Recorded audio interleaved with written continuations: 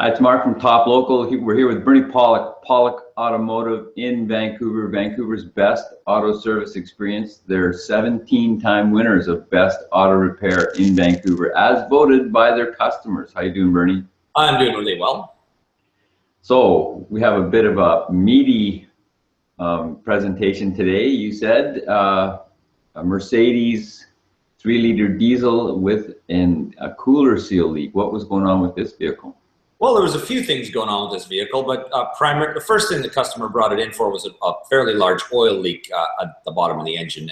And we've been servicing this car for a while, so the leak was there in the past, and it's just getting worse and worse. So, basically, there's a large oil leak was the primary concern. It was due for service, actually, in fact, overdue for service, which I'll talk about later. And the check engine light was on. So, what did you find with the oil leak?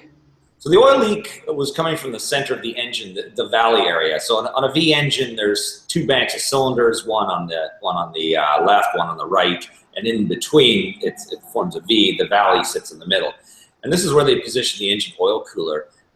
Oil cooler seal leaks are pretty common on these engines. The actual coolers themselves are pretty much bulletproof unless you destroy your engine, but the oil cooler seals do leak. So very difficult to actually see the leak on this vehicle because there's so many parts and pieces in the way. The intake manifolds, there's fuel injection pipes, a lot of pieces in the way. But just based on where the oil was leaking from, the oil cooler seals were the cause of the leak.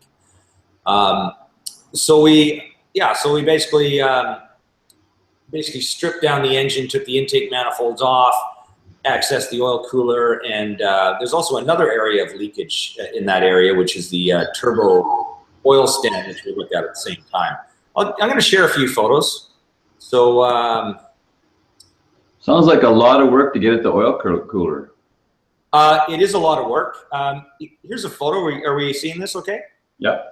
Perfect. So this is the valley of the V6 diesel engine with the intake manifolds removed. So a lot of parts and pieces have been removed. Many hours of work has gone into what you're looking at in this photo. And there's a lot of interesting things to see. So I've got the colored arrows here. The red arrow points to the engine oil cooler. So you can see a lot of oil and filth around this area, especially heading towards the right side of the picture, which is the back of the engine.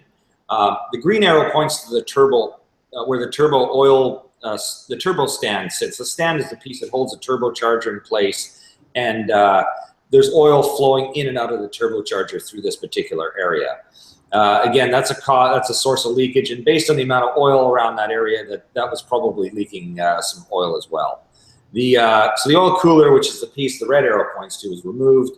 We changed the seals, and we put the cooler back in. Of course, clean everything up. Now the yellow arrow, and I'm going to talk a little further on as we get going in this hangout, points to the intake manifold ports. You'll see there's a rectangular or square port, and there's a round one. And what the arrows I'm pointing to in this picture is just that amount of black, filthy carbon deposit in those ports. This engine was gucked up pretty badly.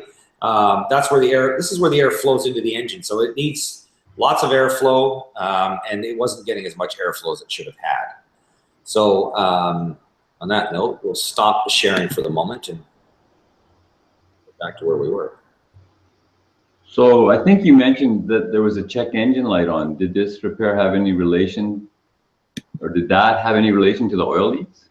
Well, the check engine light wasn't related to the oil leaks, but fortunately for the customer, the check engine light was on for a couple of trouble codes for the intake valve, the air intake. I'm just actually looking at my notes here. Intake port shut-off position sensor was the codes, and it was for left and right bank. Now what that is, and actually we'll just go right to pictures because this makes, as they say, a picture is worth 1,000 words. This picture is of one of the intake manifolds, and this is the opposite side of, remember that yellow arrow that pointed all that black city stuff? Well, this is the part that bolts onto there, and the red arrows point to the round intake ports. These all have it's called a butterfly valve that opens and closes. The trouble code that was stored in the engine computer was related to this particular system. And again, there's a variety of arrows here, so I'll go through all of them. But the red arrows point to the valves that open and close. The yellow arrow points, that's a linkage rod that connects all three of these pieces together. The purple is the swirl valve motor. This is the motor that actuates the valves when the computer tells it to. And the blue arrow points to a sensor. And now this sensor, when the computer tells the valves to close or open, it goes to a final position. And when that position is reached, then the computer knows, hey, the valves are closed, everything's good. The trouble code is being set because that sensor was not seeing that particular item happen. Now, the motor was actually working fine. It was moving the valves, but what was happening is that there's so much wear in the linkage rods of plastic over the years. The rods had worn so much that the valves weren't all opening and closing at the same rate. So you can actually see in the picture, if you look on the left side, you see the valves actually partially closed. And anyways, the linkage was so badly worn. Now, the only replacement for this is to replace the whole intake manifold. As you can guess, it's expensive. Off the top of my head, I think they're about around $900 a piece. There's 2 of them, so kind of gives you an idea of what this adds to the bill of the job. But after completion, everything's done, and fortunately for the customer, there's no extra labor charge to do this work at the same time, so we had to remove it. This is a picture of the new manifold, so you can see how nice and clean and clear everything is. At the top of the picture is the swirl valve motor. It's a bit of a different view. The linkage rods are on the bottom of the picture here. And actually, this is both manifolds coupled together, but you can see how clean the ports are. A lot more airflow, so the engine will perform. I mean, the engine is going to perform much better after this particular service is done. So did you find any other issues while you were doing this repair? Well, it's funny that you mentioned that because, yes, we did find some other issues. This vehicle came in and it was due, well, actually, I'll disclose a couple of things. So here's the other issue. This is the turbo oil stand pipe, the oil stand. And this is, as I pointed in the earlier picture, you can see where it bolted down to the engine, looked like it was leaking. This is the top where the turbocharger bolts onto the engine. And the red arrow points to the engine oil. This is the high pressure oil line that goes into the turbocharger. So this is feeding oil into the turbocharger, critical for the life of the turbo. The turbo's spinning at 30, 40,000 RPMs at times, maybe even faster. It really needs good, clean oil. If you look in there, it looks pretty gucked up. That's a small hole. It's only about maybe a 1/4 inch in diameter at the most. But this oil hole is so badly plugged, it's surprising that a trickle of oil is getting through. The turbo is working. I think the owner of this vehicle is extremely lucky that he had this service done when he did, because the turbo would have seized up in pretty short order. And just so you know, the hole on the right-hand side, which is quite a bit larger, that is the oil drain back hole. So the oil drains back into the engine down through that hole. But again, this is this is bad maintenance. And the other issue, this is what was displayed on the dash of this vehicle. Service A exceeded by 11,415 kilometers. So this light has been on for a very, very, very long time. And this isn't the first post I've talked about people who've left their oil and haven't changed it. And it's there in black and white. I mean, Mercedes doesn't make it much easier to be reminded you need to change your oil. It's there every day, and every kilometer you go, it tells you you're gone too far. And really, if you follow that religiously, you're going to have a lot less problems. I just can't say it enough. It just doesn't make any sense. You're saving absolutely nothing by leaving it longer. So get your oil changed. That's the key message to this. I mean, a lot of that guck we see in the intake system may be prevented. Certainly turbocharger failures, we've talked about them on the previous blog post. Complete engine repairs, there's a lot that goes wrong with these. So change your oil. Change your oil. Get the service done regularly. So it seems to be pretty, like, we've seen a few of these now, and this has been a pretty consistent issue. These diesel motors from Mercedes, or maybe any diesel motor, really must be pretty rigorous. You got to be rigorous about getting your oil changed on time. You can't stretch it very far, even if it's a synthetic. Absolutely, and this uses synthetic oil. And the oil change intervals in these, I think they're about 15,000 kilometers. That's a good amount of time, if you drive a lot, like huge distances. I mean, that's a couple of times a year. But if you're not a huge driver, it's only probably once a year service. It's not a lot. It is a couple $100, but it's only one service a year, maybe 2. But the cost, of course, the bills for these kind of jobs are enormous when you leave it too long, especially if you wreck the engine. I mean, we had one that was over $20,000.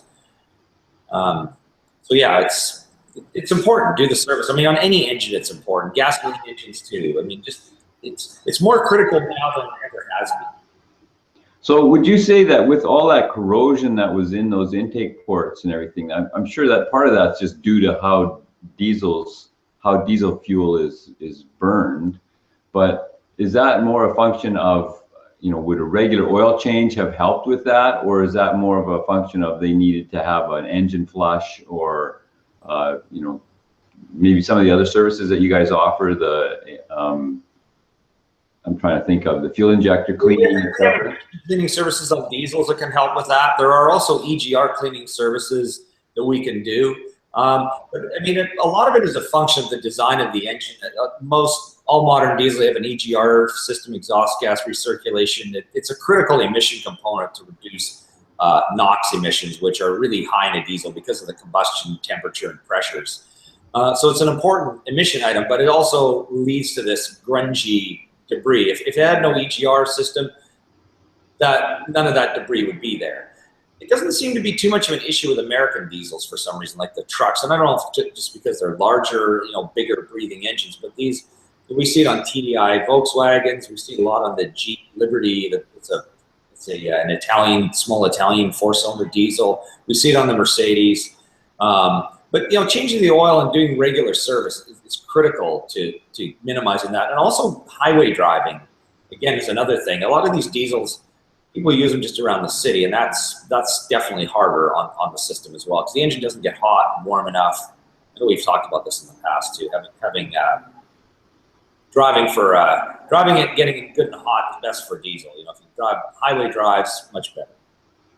Incidentally, I do want to mention this vehicle has 273,000 kilometers on it, so it's had some pretty good usage and good life, and that is a good thing. And after the work we've done on it, I mean, it'll be good for quite a lot longer time frame. So even though the oil change was way overdue, and definitely a bad thing, and with all the things that are plugged and blocked, cleaning that all out will get a lot more life out of this engine. So as long as the owner keeps changing his oil at the regular time frame, I don't see why you can get 500,000 or 1 million kilometers out of one of these engines. I mean, they are very good.